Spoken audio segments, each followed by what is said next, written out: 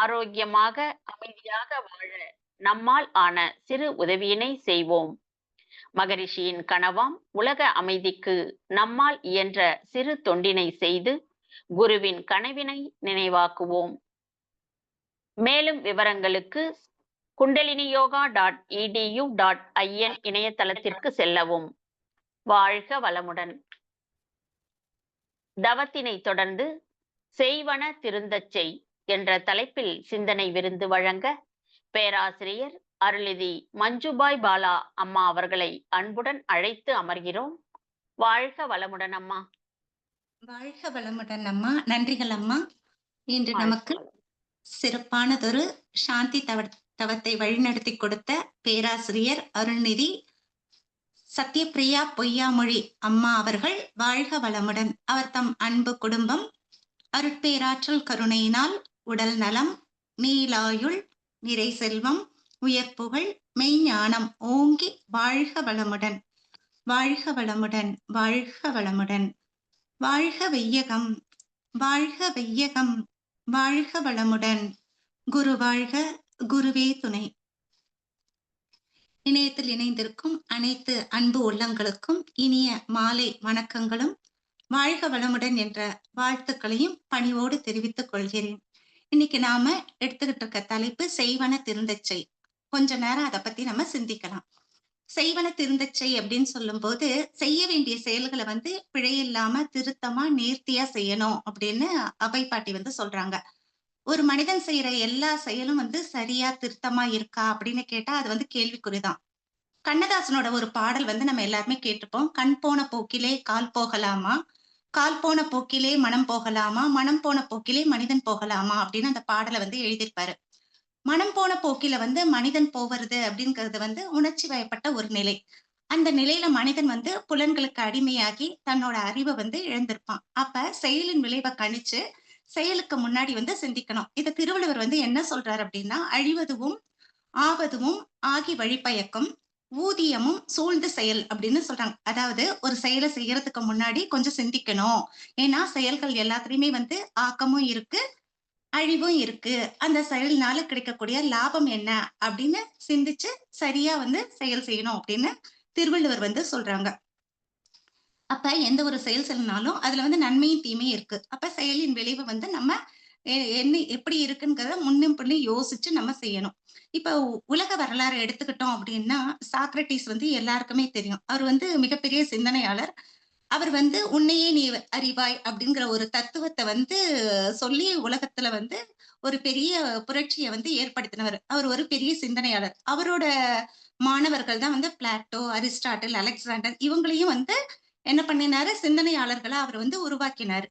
அதே போல Hitler, Mussolini, அப்புறம் ஜெனரல் டயர். ஜெனரல் டயர் நம்ம எல்லாருக்குமே தெரியும். ஜாலியன் வாலாபாத் இடத்துல அப்பாவி மக்களை சுட்டு கொண்டவர். அப்ப இந்த ஹிட்லர், முசோலினி, ஜெனரல் டயர் இவங்க எல்லாமே இவங்களோட செயல்கள்லாம் எப்படி இருந்திருக்குன்னா, பல பேரோட அழிவுக்கு காரணமா இருந்திருக்கு. இதுல ஹிட்லரை பத்தி சொல்லணும்னா, அவர் ஸ்மோக் பண்ண மாட்டாரு, ட்ரிங்க் பண்ண மாட்டாரு, மறந்தும் மத்த பெண்கள் நினைச்சு கூட பார்க்க மாட்டாராம்.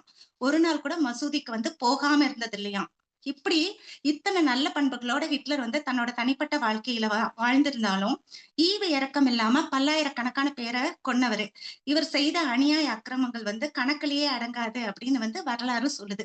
இப்ப நடந்துட்டு இருக்க ரஷ்யா உக்ரைன் போரும் இன்னும் முடிவுக்கு வரலன்னா செயலின் விளைவை பத்தி சிந்திக்காததான் காரணமா இருக்கு. இப்படி இயற்கை நீதி தெரியாம உணர்ச்சி வயப்பட்டு அலட்சியத்தால எத்தனையோ செயல்கள் தன்னை மையப்படுத்தி செய்யும் போது தனக்கும் பிறருக்கும் விளைவுகள் துன்பமாகுது. அப்ப அந்த துன்பத்தை ஏத்துக்கிறதுக்கு தயாரா இல்ல. இந்த உலகத்துல மனிதனும் மத்த எல்லா உயிர்களும் பார்த்தோம்னா சுதந்திரமா ஆனந்தமா வாழணும் அப்படின்னு தான் நினைக்குது. 5 அறிவு ஜீவன் பிறந்த கொஞ்ச நேரத்திலேயே நடக்க ஆரம்பிக்குது.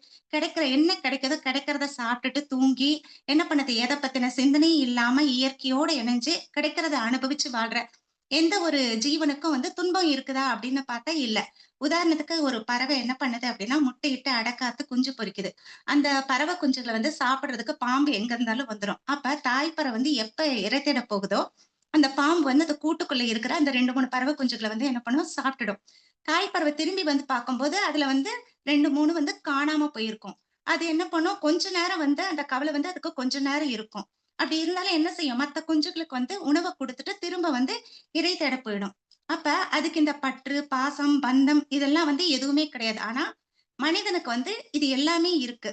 உலகத்துல வந்து 2 விதமான பற்று இருக்கு. ஒண்ணு வந்து பொருள் பற்று, இன்னொன்னு வந்து நபர் பற்று. இது வந்து எதுவுமே நிலையில்லாதது அப்படின்னு தெரிஞ்சாலும், அந்த உறவிலிருந்து விடுபட முடியாம, அதையே புடிச்சுக்கிட்டு இருக்கிறதுனால தான், தான்ங்கிற அதிகாரப்பற்று, தனதுங்கிற பொருள் பற்று இதெல்லாமே வருது. அப்ப இந்த 2மே வந்து திருடா திருடி தம்பதியர்கள்னு மகரிஷி வந்து சொல்றாங்க.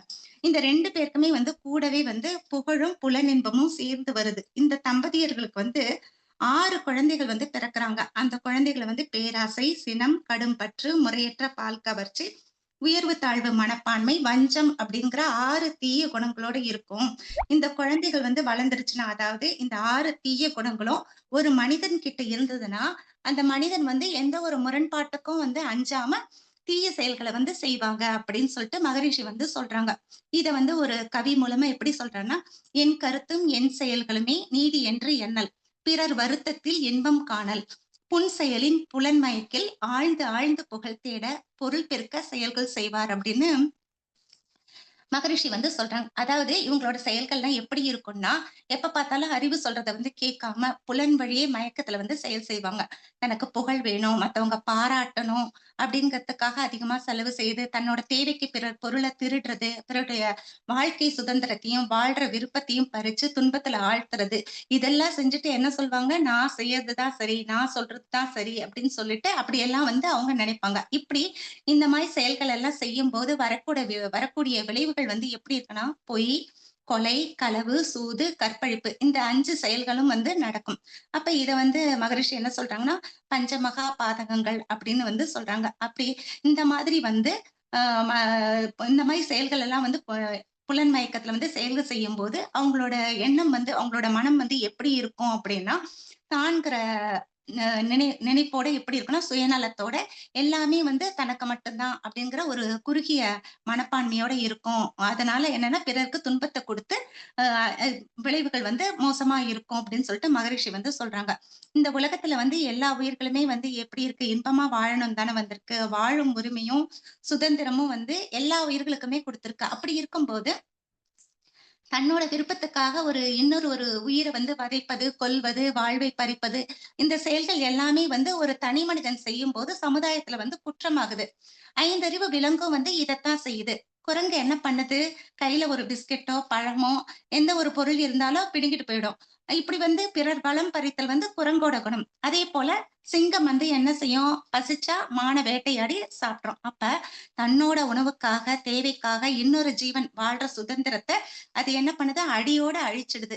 இப்படி இயற்கையில வந்து பார்த்தோம்னா, இது வந்து குற்றம் இல்ல. ஏன்னா, இயற்கை நியதி வந்து அப்படித்தான் இருக்கு. ஆனா, மனிதனுக்கு வந்து அப்படி இல்ல. சிந்திக்க தெரியும்.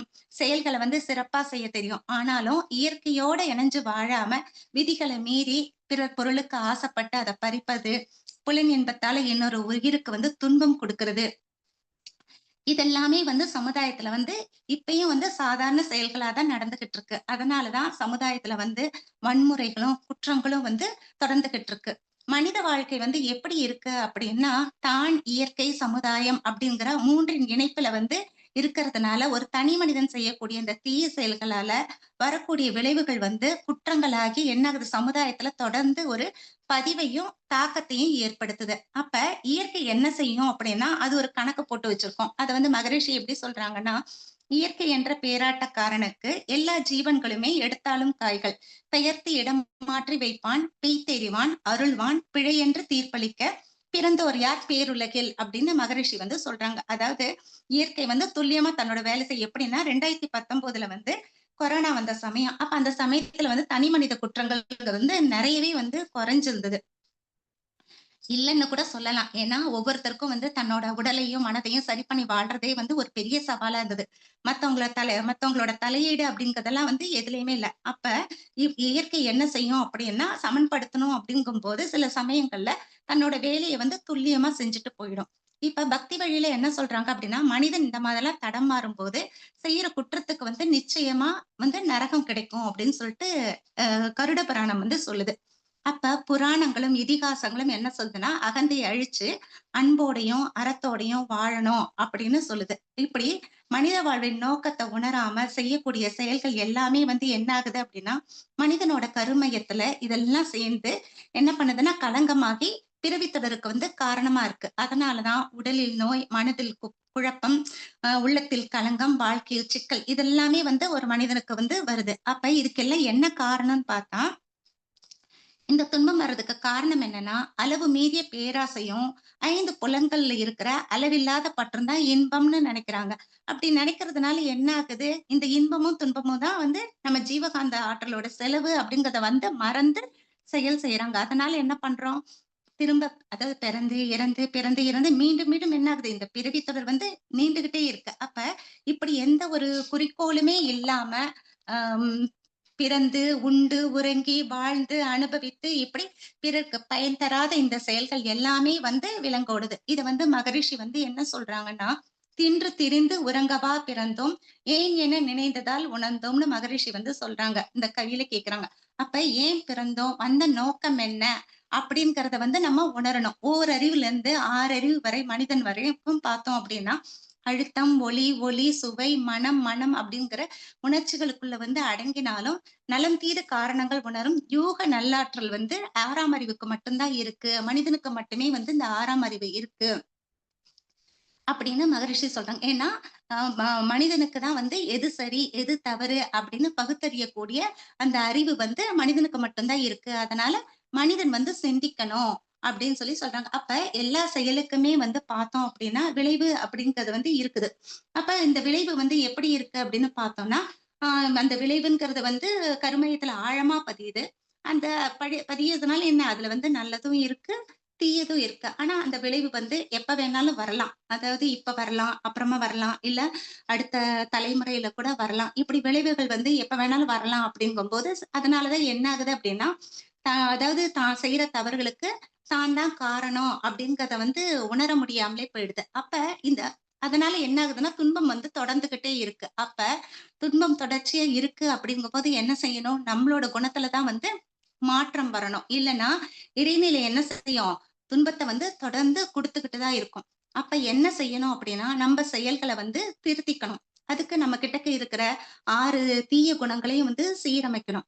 அப்பதான் வந்து குணநல பேறு வந்து அடைய முடியும். அப்பதான் என்ன நம்ம வந்த நோக்கம் என்ன? இறை உணர்வு, முழுமை பேற வந்து நம்ம அடைய முடியும்.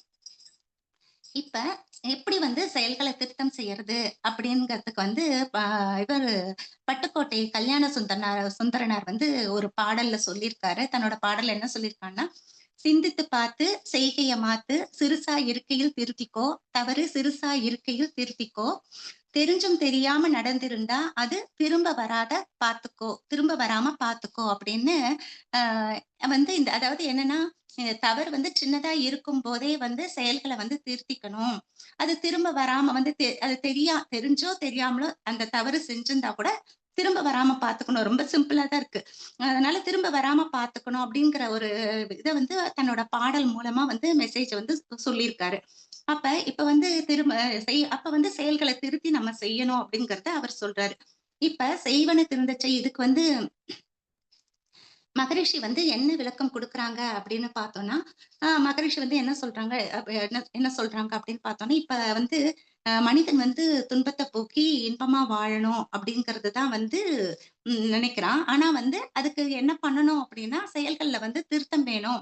அது வந்து தான் செய்யறது தவறுங்கிறது தெரியாம, அறியாமையினால கூட செயல்கள் வந்து நெறைய அந்த மாரி நடக்குது. அப்ப மனிதன் செய்யக்கூடிய செயல்கள்ல வந்து திருத்தம் வேணும் அப்படின்னு சொல்லி சொல்றாங்க. அப்ப அந்த திருத்தத்த எப்படி கொண்டு வரணும் அப்படிங்கிறதுக்கு எப்படின்னா, ஒரு காலேஜ் படிப்பு படிக்கணும் அப்படின்னா, அதுக்கு என்ன பண்றோம்? 12வது வகுப்பு வரைக்கும் நம்ம வந்து படிக்கணும். அதுக்கப்புறம் தான் நம்ம காலேஜ் போக முடியும். அதுபோல தான் வாழ்க்கையிலயும் வந்து நமக்கு வந்து இறை உணர்வு வந்து கிடைக்கணும் அப்படின்னா, இறை உணர்வு கிடைச்சு நமக்கு வந்து குணநல பேறு, முழுமை பேறு அடையணும் அடையணும். அப்ப அதுக்கு வந்து அடையணும் அப்படின்னா, அதுக்கு வந்து மகரிஷி வந்து நமக்கு என்ன பண்ணியிருக்காங்க, ஆ வாழ்க்கை தத்துவ படிகள்னு சொல்லிட்டு ஒரு 12 குடுத்திருக்காங்க. அதுல வந்து தேவைகள் 3, காப்புகள் 3. இந்த 2ம் வந்து பார்த்தோம்னா, மனிதனுக்கும், மற்ற உயிரினங்களுக்கும் எல்லாத்துக்குமே வந்து பொது. அறநெறி 3, அறிவு நிலைப்படி 3. இது 3 இது வந்து மனிதனுக்கு மட்டும் தான். ஏன்னா, மனிதன் வந்து மனிதனுக்கு தான் வந்து ஒழுக்கம், கடமை, ஈகை, அப்படிங்கிற இந்த அறநெறியெல்லாம் பின்பற்றி வாழணும் அப்படிங்கிறது வந்து இயற்கையில வந்து சட்டமா இருக்கு. ஒரு ஆடோ, மாடோ வந்து ஒழுக்கத்தோட, கடமை உணர்வோட, கட்டுப்பாடோட இருக்கணும் அப்படிங்கிறது வந்து அவசியம் இல்ல. அதுக்கு வந்து சக உயிர வந்து மதிக்கணும் அப்படிங்கிற அவசியமும் இல்ல. அப்ப அதுக்கு என்ன வேணும் அப்படின்னா, அதுக்கு தேவை வந்து உடல் தேவைக்கு வந்து உணவு வேணும். இன்னொன்னு வந்து அதுக்கு வந்து உயிர பாதுகாக்கணும். இது 2 தான். இந்த 2 சிந்தனைய தவிர வந்து அதுக்கு வேற எதுவுமே இல்ல. ஆனா மனிதனுக்கு வந்து ஒழுக்கத்தோட, கடமையோட, ஈகையோட, மனித பண்புகளோட வாழணும் அப்படிங்கிற ஒரு கட்டாயம் இருக்கு. இப்படித்தான் வாழணுங்கிற ஒரு கட்டாயம் இருக்கு. அப்ப அதுக்கு வந்து சிந்தித்து செயல்படணும். அப்ப செய்யற ஒவ்வொரு செயலும் வந்து திருத்தம் பெறணும், நற்செயலா இருக்கணும் அப்படின்னா, அதுக்கு அறநெறிய பின்பற்றி வாழணும். அதுக்கு தான் வந்து அறம் செய்ய விரும்பும்னு சொல்லியிருக்காங்க. அப்ப எல்லா மதங்களும் என்ன சொல்லுதுன்னு பார்த்தா, இறை உணர்வும், அறநெறியும் பின்பற்றி வாழணும் அப்படின்னு தான் சொல்லுது. அப்ப எந்த ஒரு செயல் செய்தாலும் செய்யற செயல் வந்து திருத்தமா இருக்கணும். விளைவு வந்து நன்மையா இருக்கணும் அப்படின்னா, அந்த செயலுக்கு மூலம் என்ன அப்படிங்கிறத சிந்திக்கணும்னு சொல்லி மகரிஷி சொல்றாங்க. அப்போ செய்யக்கூடிய செயலுக்கு மூலம் என்ன அப்படின்னு பார்த்தோம்னா, சிந்திச்சு பார்த்தோம்னா, அது வந்து எண்ணம் தான். எண்ணம் தான் வந்து எல்லாத்துக்குமே வந்து காரணமா இருக்கு. அப்ப 5 புலன்கள் மூலமா பெறக்கூடிய அத்தனை அனுபவங்களும் வந்து மனிதன் கிட்ட இருக்கு. இத மகரிஷி வந்து என்ன சொல்றாங்கன்னா, மனிதனுடைய வாழ்க்கையே வந்து எண்ணங்களின் தொகுப்பு தான் அப்படின்னு சொல்றாங்க. அப்ப எந்த ஒரு எண்ணம் வந்தாலும், அது வந்து நன்மையாவும் இருக்கலாம், தீமையாவும் இருக்கலாம். அப்ப அந்த எண்ணம் வந்து எது வந்தாலும் சரி, இந்த எண்ணம் ஏன் வந்தது அப்படிங்கிறத வந்து சிந்திக்கணும். ஏன்னா, எண்ணம் தான் என்ன ஆகுது? சொல்லாகுது, செயலாகுது, பதிவாகுது, விளைவாகுது. இதுல வந்து எண்ணம் வந்து என்னன்னா, எப்பயுமே வந்து செயல ஒட்டியே தான் வரும்.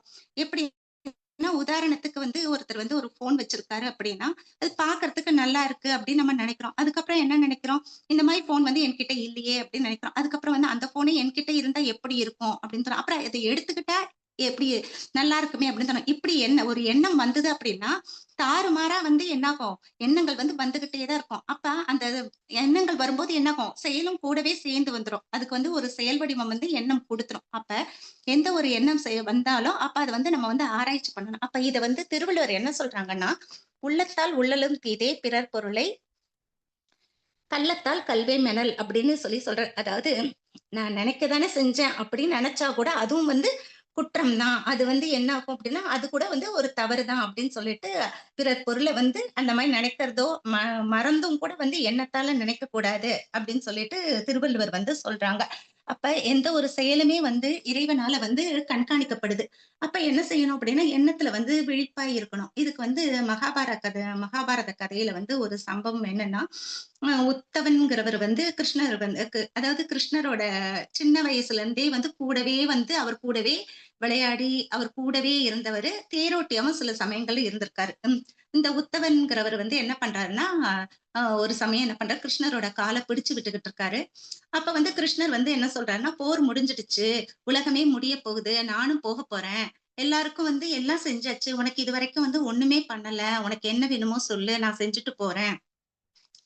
அப்படின்னு சொல்லிட்டு கிருஷ்ணர் வந்து சொல்றாரு. அதுக்கு வந்து உத்தமன் வந்து சொல்றாரு, "உன் கால பிடிக்கிற பாக்கியம் கிடைச்சிருக்கு. எனக்கு வந்து அதுவே போதும். எனக்கு வந்து வேற ஒண்ணுமே வேணாம்." அப்படின்னு சொல்லிட்டு வ உத்தவர் வந்து அவர் வந்து சொல்றாரு. அப்படி சொல்லிட்டு சொல்லும்போது என்ன சொல்றாருன்னா, "ஆனா எனக்கு வந்து ஒரே ஒரு கேள்வி மட்டும் இருக்கு. எனக்கு அதுக்கு மட்டும் பதில் சொல்லு." அப்படின்னு சொல்லிட்டு அந்த உத்தவர் வந்து அவர் வந்து கிருஷ்ணர் கிட்ட கேட்கிறார். அப்ப என்ன அப்படின்னு கேட்கும்போது, "இந்த இந்த வ மகாபாரத போர வந்து நீ வந்து நடத்தாம இருந்திருக்கலாம் இல்லையா?" அப்படின்னு சொல்லி கேட்கிறாரு. அதுக்கு கிருஷ்ணன் சொல்றாரு, "என்னால அது வந்து முடியாது" அப்படின்னு சொல்லி முடிஞ்சிருக்கு. "என்னால அது வந்து முடியாதுன்னு" சொல்றாரு. அப்ப சரி சூதாட்டத்தையாவது நிறுத்திருக்கலாம்ல்ல அப்படின்னு கேட்கிறார். அப்பயும் கிருஷ்ணன் என்ன சொல்றாருன்னா, அ அது வந்து அதாவது உனக்கு வந்து ஒரு விஷயம் தெரியுமா? துரியோதனன் வந்து விவேகி. அ அவர் வ துரியோதனனுக்கு வந்து சூதாட தெரியாது அப்படிங்கிறது வந்து தெரியாதுங்கிறது தெரியும். ஆனா நம்பள்ல வந்து பல பேருக்கு என்னன்னா, எது தெரியாதுன்னா, எது எனக்கு தெரியாதுங்கிறதே தெரியாது. ஆனா, சில பேர் வந்து எனக்கு எல்லாம் தெரியும்னு சொல்லுவாங்க. அவங்களுக்கு வந்து ஆனா எதுவுமே தெரியாது. அதுபோல துரியோதனனுக்கு வந்து சூதாட தெரியாதுங்கிறது தெரியும். அதனால தான் என்ன பண்ணினாங்க, தன்னோட மாமாவ வச்சு என்ன பண்ணினாரு, அ சகுனிய வச்சு விளையாடினாரு.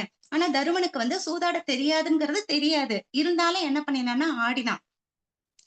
ஒருவேளை வந்து தருமன் வந்து என்னோட கிருஷ்ணன் வந்து சகுனிக்கு எதிரா ஆடுவான்னு ஒரு அறிவிப்பு செஞ்சிருந்தா கூட இந்த போர் வந்து நடக்கிறதுக்கு வாய்ப்பே இல்ல. அது மட்டும் இல்ல, தருமன் வந்து இன்னொரு வேலையும் செஞ்சான். என்னன்னா, இறைவா நான் வந்து சூதாடுறது வந்து என் கிருஷ்ணனுக்கு தெரியக்கூடாது அப்படின்னு சொல்லி வேண்டிக்கிட்டான். இதுதான் வந்து பிரச்சனையே. நான் வந்து வாசல்ல தான் நின்னுட்டு இருந்தேன். கூப்பிட்டிருந்தா நான் வந்து ஓடி வந்திருப்பேன். ஆனா கூப்பிடல. அதுக்கு வந்து அப்படின்னு அதுக்கு வந்து உத்தவன் என்ன சொல்றான்னு, வாசல்ல நின்னுட்டு இருந்தேன்னு சொல்லி சொல்றியே, கூப்பிட்டா தான் வருவியா? ஆ அப்படின்னு சொல்லி கேட்கும்போது, ஆமா கூப்பிட்டா தான் வந்து கூப்பிட்டா தான் வருவேன் நானு அப்படின்னு சொல்லி சொல்றேன். அப்ப அத சொல்லிட்டு என்ன சொல்றேன், உனக்கு ஒரு விஷயம் சொல்றேன். எது வந்து மனிதர்கள வழி நடத்துதுன்னு தெரியுமா? நான் செய்யற உதவி வந்து இல்ல. அவர்கள் வந்து எந்த செயல் செய்தாலும் பக்கத்துல நான் சாட்சியா இருக்கேன் அப்படிங்கிற ஒரு அறிவு வந்து இருக்கா. ஒரு அறிவு போதும். அவங்க வந்து அது இருந்தாலே போதும். அந்த ஒரு அறிவு இருந்தாலே போதும். அவங்க வந்து எந்த தவறுமே வந்து செய்யாம தன்னைத்தானே வந்து காப்பாத்திக்க முடியும் அப்படின்னு சொல்லிட்டு கிருஷ்ணர் வந்து சொல்றார். அப்ப எந்த ஒரு செயல் செய்தாலும் அது வந்து இறைவனால கண்காணிக்கப்படுது. நம்மள பார்த்துக்கிட்டு இருக்காங்க அப்படிங்கிற ஒரு எண்ணம் வந்து மனசுக்குள்ள இருந்தாலே போதும். அறம் சார்ந்த செயல்கள வந்து செய்வாங்க அப்படின்னு சொல்லிட்டு கிருஷ்ணர் வந்து உத்தவன் கிட்டக்க வந்து சொல்றாரு. அப்ப நம்ம ஒரு கல்யாணத்துக்கு போறோம் அப்படின்னாலும் சரி, நம்ம என்ன பண்றோம், ஒரு கல்யாணத்துக்கு போகும்போது, நம்மள என்ன பண்றாங்க அப்படின்னா, கேமரால வந்து ஃபோக்கஸ் பண்றாங்க. அப்போ பண்ணும்போது நம்ம என்ன செய்றோம், அந்த நேரத்துல டக்குன்னு வந்து நம்ம தலைய சரி பண்ணிக்கிறோம், ட்ரெஸ்ஸ சரி பண்ணிக்கிறோம். நம்ம கரெக்ட்டா இருக்கோமா அப்படின்னு சொல்லிட்டு எல்லாத்தையும் என்ன பண்றோம், செக் பண்ணிக்கிறோம். அப்ப செக் பண்ணி ஏன்னா அது வந்து 1 நிமிஷம் அந்த ஃபோக்கஸ் பண்றது, அந்த கேமரா வந்து 1 நிமிஷம் தான் நம்மள ஃபோக்கஸ் பண்ண ஆனா அந்த 1 நிமிஷத்துக்கே நம்ம வந்து நம்மள சரி பண்ணிக்கணும்னு நெனைக்கிறோம். அப்ப நம்ம தலைக்கு மேல வந்து என்ன ஒரு பிரபஞ்சம்ங்கிற ஒரு கேமரா வந்து 24/7 நம்மள வந்து வாட்ச் பண்ணிக்கிட்டே தான் இருக்கு. அப்ப நம்ம எண்ணத்துல எப்படி இருக்கணும் அப்படின்னா, விழிப்பா இருக்கணும். ஏன்னா எண்ணம் தான் சொல்லாகி, செயலாகி, பதிவாகி, விளைவாகுது. அப்ப இந்த விளைவு வந்து எப்படி இருக்கணும்னா, தனக்கும் பிறருக்கும் துன்பம் தராம தன்னோட திறமைய வளர்த்துக் கொள்ளக்கூடிய நல்ல செயல்களையே வந்து செய்யணும். அப்ப இதுக்கெல்லாம் வந்து இந்த நல்ல செயல்களே செய்யணும் அப்படின்னா, நமக்கு வந்து மனவளக்கலை தான் வந்து நமக்கு வந்து அதுதான் வந்து நமக்கு ஒரு உதவியா இருக்கும். அப்ப இத மகரிஷி வந்து என்ன சொல்றாங்க அப்படின்னா, அ "பிழை போக்கி தரம் உயர்த்தும் மனவளக்கலை" அப்படின்னு சொல்லி சொல்றாங்க. பிழை போக்கி அப்படின்னு சொல்லும்போது, நம்மளோட 6 தீய குணங்கள். அதுதான் வந்து குற்றங்கள் ஆகுது. அப்ப அத பிழை போக்கி தரம் உயர்த்தும். எப்படி நம்மள மேன்மைப்படுத்தக்கூடிய ஒரு கலை. அப்ப ஆயக்கலைகள் 64ன்னு சொன்னாலும், மனவளக்கலையும் வந்து ஒரு கலைதான். இது வந்து நம்மளும் வாழ்ந்து, தானும் வாழ்ந்து, பிறரையும் வாழ வைக்கக்கூடிய ஒரு உன்னதமான கலை. அப்ப நம்ம இதுக்குள்ள வந்து உடற்பயிற்சி நம்ம கத்துக்க வரோம் அப்படிங்கும்போது எப்படி வரும்? அதாவது அசையாமல் கெட்டது உடல்ன்னு சொல்லி சொல்லுவாங்க. அசைந்து கெட்டது மனம். என்ன நம்ம உள்ள வரும்போதே இப்படிதான் வரும். உடல்லயும், மனதிலயும் 2 சிக்கலோட தான் நம்ம வந்து மன்றத்துக்குள்ள வரோம். அப்ப வரும்போது ஆசிரியர்கள் நமக்கு உடற்பயிற்சி சொல்லிக் குடுப்பாங்க. எல்லா இன்ஸ்ட்ரக்ஷன்ஸும் சொல்லிக் குடுத்ததுக்கு அப்புறம் என்ன சொல்லுவாங்க, முக்கியமா அதுல வந்து சொல்ல வேண்டியது உடற்பயிற்சி பண்ணும்போது போஸ்டர், மூவ்மெண்ட்ன்னு சொல்லுவாங்க. இருப்பு, இயக்கம்னு சொல்லுவாங்க. எது வந்து இருப்பு, அப்படியே அந்த போஸ்டர்லயே இருக்கணும். அப்படி இருப்புலயே இருக்கணும். இயக்கம் வந்து எந்த உறுப்புக்கு குடுக்குறோமோ, அது மட்டும் தான் அசையணும் அப்படின்னு சொல்லி சொல்லுவாங்க. அப்ப மனம்ங்கிறது வந்து அங்க எப்படி இருக்கணும்? இருப்பா இருக்கணும். உடல் வந்து அசைவோட இயக்கமா இருக்கணும். அப்ப நம்ம என்ன பண்றோம்? இத வந்து மாத்தி பண்றதுனால தான் என்ன ஆகுது? பிரச்சனைகள் வந்து பொதுவா மனிதர்களுக்கு எப்படி வருதுன்னா இதுதான்.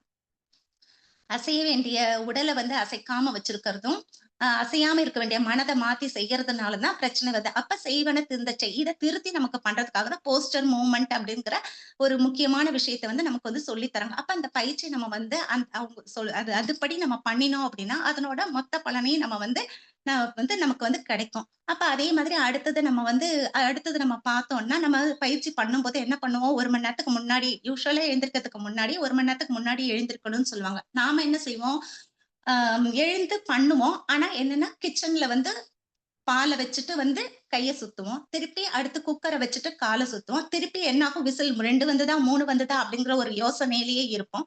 அப்ப இப்ப என்ன ஆகும் அப்படின்னா, அ கிளாக் வைஸ் சுத்தினோமா, ஆன்டி கிளாக் வைஸ் சுத்தினோமா, இது வந்து எத்தன சுத்து சுத்தினோம், இதெல்லாம் மறந்துரும். அப்ப செயல்கள வந்து நம்ம எப்படி செய்யணும் அப்படின்னா, உடற்பயிற்சி பண்ணும்போது திருத்தமா செய்யணும். அப்ப இப்படி செஞ்சதுனா தான் உடல் என்ன ஆகும் அப்படின்னா, உடல்ல வந்து நம்ம பண்ற உடற்பயிற்சிக்கு நல்ல ஒரு பலன் கிடைக்கும். அப்ப அடுத்தது தவம்னு சொன்னாலும், தவத்துல உட்காரும்போது தான் நமக்கு எல்லா எண்ணங்களும் கூட சேர்ந்து வரும். அப்ப என்ன செய்யற மகரிஷி என்ன சொல்றாங்க, "நான் வந்து இந்த வான்காந்தத்துல வந்து இருக்கேன் நானு. நீங்க வந்து எப்ப உங்களுக்கு இடர் வந்தாலும் என்னை பற்றிக் கொள்ளுங்கள்" அப்படின்னு சொல்லி சொல்றாங்க. அப்ப நம்ம தவத்துக்கு என்ன பண்ணணும்? நம்ம அவர கூப்பிட்டுக்கிட்டு அவரோட நம்ம வந்து பயணிக்கணும்.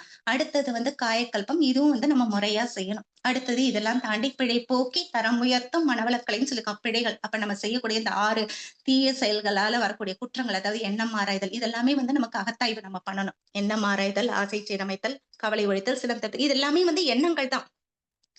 ஒண்ணு வந்தாலும் எண்ணம். அது எது வந்தாலுமே அது வந்து எண்ணம் தான். அப்ப எண்ணத்திலேயே வந்து என்ன பண்ணணும், அத சீரமைச்சு, நம்ம என்ன பண்ணணும், சிறப்பா நம்ம வந்து வாழ்க்கையில செயல்படணும். அப்ப இதெல்லாமே வந்து இந்த செயல்கள் எல்லாமே நம்ம வந்து திருத்தணும். அப்ப இந்த செயல்கள் எல்லாமே திருத்தமா இருந்தா தான் எப்படி இருக்கும், உடலும், மனமும் வந்து நமக்கு அமைதியா இருக்கும். இப்படி இயற்கை நியதிப்படி தான் வந்து இந்த பிரபஞ்சமே என்ன பண்ணிக்கிட்டு இருக்கு, இயங்கிட்டு இருக்கு. ஆனா, அது தன்னோட வேலைய வந்து சரியா வந்து செஞ்சுகிட்டு இருக்கு. அதோட ஒத்து எப்படி இருக்கணும், நம்மளோட எண்ணங்களும், செயல்களும் வந்து சிறப்பா இருக்கணும். ஏன்னா, இறைநிலை வந்து மனிதனுக்கு என்ன பண்ணுது, வேண்டல் வளம் இயல்பூக்கம் அப்படிங்கிற இத வந்து இயல்பாவே வந்து மனிதனுக்கு வந்து குடுத்திருக்கு. இயல்பூக்கம் அப்படிங்கிறது தெரியும் நமக்கு.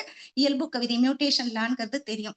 அப்ப இது வந்து இயல்பாவே வந்து மனிதனுக்கு வந்து படைச்சிருக்கு. அப்ப தன்னோட மனிதன் வந்து என்ன செய்யணும், தன்னோட ஆற்றலாலும், அறிவாலும் என்ன பண்ணணும், தனக்கு வேண்டிய வளத்த பெறக்கூடிய வேண்டல் வளம் இது வந்து இயல்பூக்கம் வந்து மனிதனுக்கு இயல்பிலேயே இருக்கு. அப்ப இது இருக்கும்போது என்ன செய்யணும்? பிறர் வளத்த பறிக்கிறது, பிறருக்கு துன்பம் குடுக்கிறது, இது எல்லாத்தையும் தவிர்த்து என்ன செய்யணும்? பகுத்தறிவோட, ஆறாம் அறிவோட முயற்சி செய்து, பயிற்சி செய்து, செயல்கள வந்து திருத்தம் செய்து, இறைநிலையை நோக்கி நம்ம பயணித்தால் வாழ்க்கை இனிமையாக இருக்கும் என்று சொல்லி, இந்த சிந்தனையை இத்துடன் நிறைவு செய்து கொள்கிறேன். வாய்ப்புக்கு நன்றிகள் அம்மா. வாழ்க வளமுடன். வாழ்க வளமுடன் அம்மா. மிக சிறப்பான சிந்தனை உரை இன்று. நம்முள் எழும் எண்ணம் தான் சொல்லாக, செயலாக மாறுது. அப்ப நம்ம எண்ணத்தை ஆராய்ச்சி செய்து, எண்ணத்திலேயே அதை திருத்தம் பெறும் பொழுது, நாம் செய்கின்ற செயல்கள் எல்லாம் மிக சிறப்பாக, நல்லனவாக, சமுதாயத்திற்கு நலம் தரக்கூடியதாக அமையும் என்பதை அம்மா அவர்கள் சிறப்பாக இந்த சிந்தனை உரை வழங்கியுள்ளார்கள். இதையெல்லாம் செய்வதற்கு அருட்தந்தை அவர்கள் அருளிய மனவளக்கலை பயிற்சி, ஸ்கை யோகா பயிற்சிகள் நமக்கு துணை புரியும் என்பதையும் நமக்கு இன்று உணர்த்தி இருக்கின்றார்கள். அம்மா அவர்களை நாம் அனைவரும் வாழ்த்தி மகிழ்வோம். பேராசிரியர் அருள்நிதி மஞ்சுபாய் பாலா அம்மா அவர்களும் அவர் தம் அன்பு குடும்பமும் அருட்பேராற்றல் கருணையினால் உடல் நலம், நீளாயுள், நிறை செல்வம், உயர் புகழ், மெய் ஞானம் ஓங்கி வாழ்க வளமுடன், வாழ்க வளமுடன், வாழ்க வளமுடன். நன்றிகள் அம்மா. வாழ்க வளமுடன்மா. வாழ்க வளமுடன்மா. ஸ்கை ஆன்லைன் மெடிடேஷன் தினசரி நிகழ்வுகள் பற்றிய அறிவிப்புகள். காலை 5 மணிக்கு மகரிஷியின் பாடல்கள், காலை 5:30 மணிக்கு தவம், தொடர்ந்து 6 மணிக்கு வீடியோ ஆடியோவில் உடற்பயிற்சி வகுப்பு இடம்பெறும். அதை பார்த்து கொண்டே நாம் செய்யலாம். மாலை 6 மணிக்கு மகரிஷியின் பாடல்கள், மாலை 6:25 மணிக்கு காயகல்பம், மாலை 6:30 மணிக்கு தவம், மாலை 7 மணிக்கு சிந்தனை உரை, மாலை 7 மணிக்கு சிந்தனை உரை, மாலை 7:30க்கு உலக நல வாழ்த்துடன் நிறைவு. பிரதி சனி மாலை தவத்தினை தொடர்ந்து மாலை 7 மணி முதல் 7:30 மணி வரை ஐயம் தெளிதல் நிகழ்வு நடைபெறும். பிரதி ஞாயிறு மாலை 7 மணி முதல் 7:30 மணி வரை சிறப்பு சிந்தனை நடைபெறும். உலக நல வாழ்த்து. உலகமெல்லாம் பருவமழை ஒத்தபடி பெய்யட்டும், உழவரெல்லாம் தானியத்தை ஓப்புடனே பெருக்கட்டும், பல தொழில்கள் புரிகின்ற பாட்டாளி உயரட்டும், பகுத்துணர்வில் தொகுத்துணர்வு பண்பாட்டை உயர்த்தட்டும், கலகங்கள் போட்டி பகை கடந்து ஆட்சி நடக்கட்டும், கல்லாமை கடன் வறுமை கலங்கங்கள் மறையட்டும், நலவாழ்வை அளிக்கும் மெய் ஞான ஒளி வீசட்டும், நம் கடமை அறவாழ்வின் நாட்டத்தே சிறக்கட்டும், நம் கடமை அறவாழ்வின் நாட்டத்தே சிறக்கட்டும், நம் கடமை அறவாழ்வின் நாட்டத்தே சிறக்கட்டும். மன மகிழ்வோடு இன்றைய நிகழ்வினை நிறைவு செய்து கொள்வோம். நன்றி. வாழ்க வளமுடன்.